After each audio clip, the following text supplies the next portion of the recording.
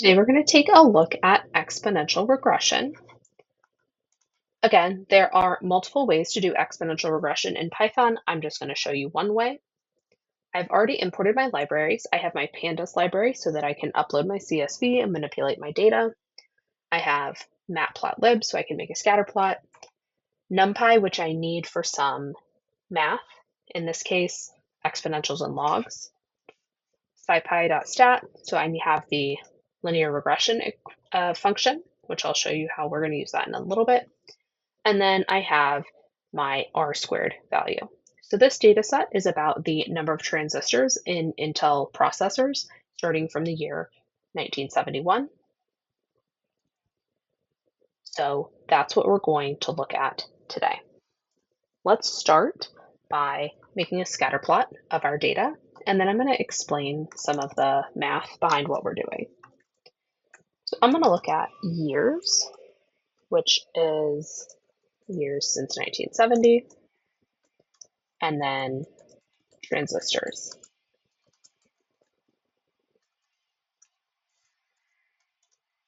I'm going to go ahead and make my scatter plot. I want years to be my x variable and transistors to be my y variable. I'm going to go ahead and do plt.show. So this is my graph. It is obviously nonlinear because it starts out pretty flat and then has a huge increase. An exponential function might be a good fit for this data. Now, let me go ahead and label my graph, and then I'll explain the math that we're doing. So I have plt.title, transistors in Intel processors since 1970, my X label, years since 1970, and my Y label, which is transistors. So let's talk about math. We have an X variable and a Y variable, and when we graphed them, we got an exponential function. So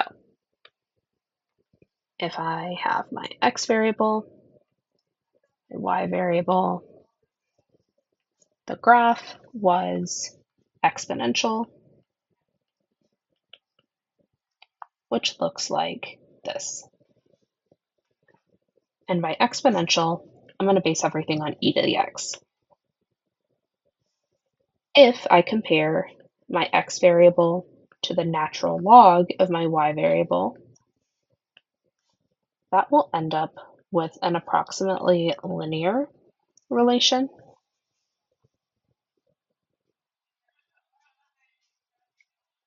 Then I can do my line of best fit using the x variable and the natural log of the y variable.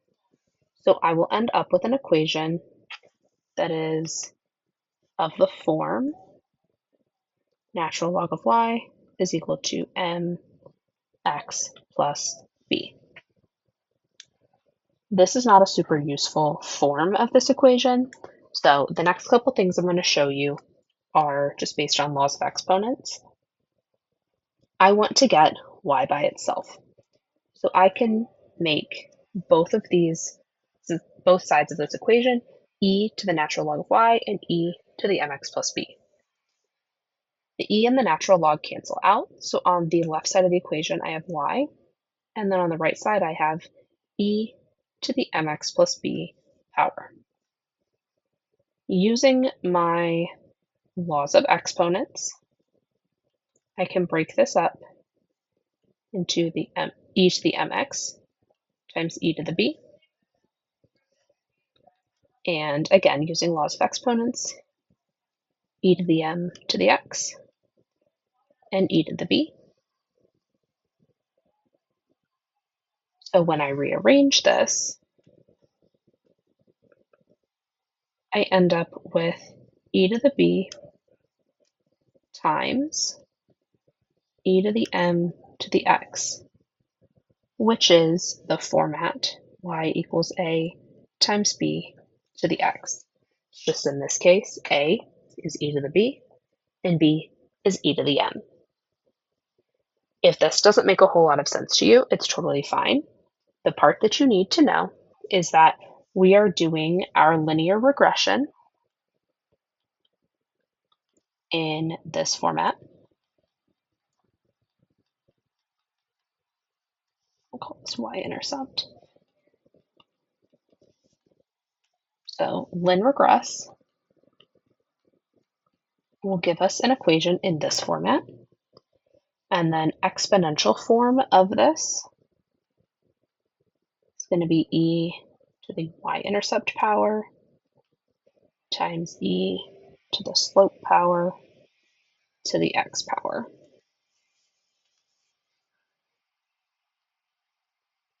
And this is our exponential form of this function. So I am going to use this when I am graphing my equation. A couple other things that we need to know are the np.exp function, so np for numpy. If I put a number in parentheses, that is the same as e to the parenthesis power. And you've mentioned this before, but you might have forgotten. Double asterisk is an exponent. So 2 double asterisk 3 is the same as 2 to the third power. Again, we'll need that when we are writing out our equation. So let's go back to our coding and do our transformation of variables. So if I come down here,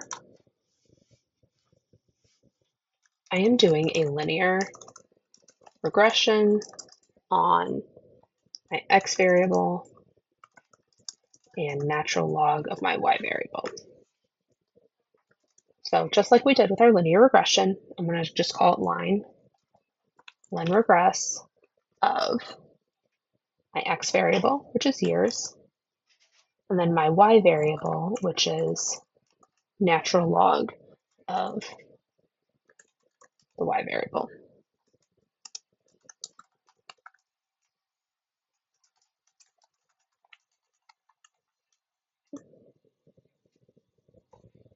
Now, what I really need here are the slope and the y-intercept from this. So I can say slope is line.slope,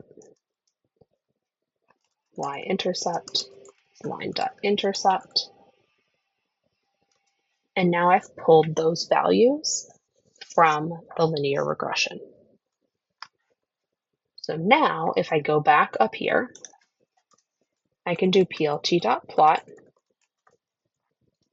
and say I want to graph the function, my x variable is years, and here's where all that extra math comes in, np.exp, so e to the y-intercept power times e to the slope power to the x power, which is years. I want this to be red. So there's my function graphed. You can do all of the other things that we talked about in the polynomial video, calculating the r-squared value, calculating the residual plot. You can still do all of that the same way we did in the polynomial regression video.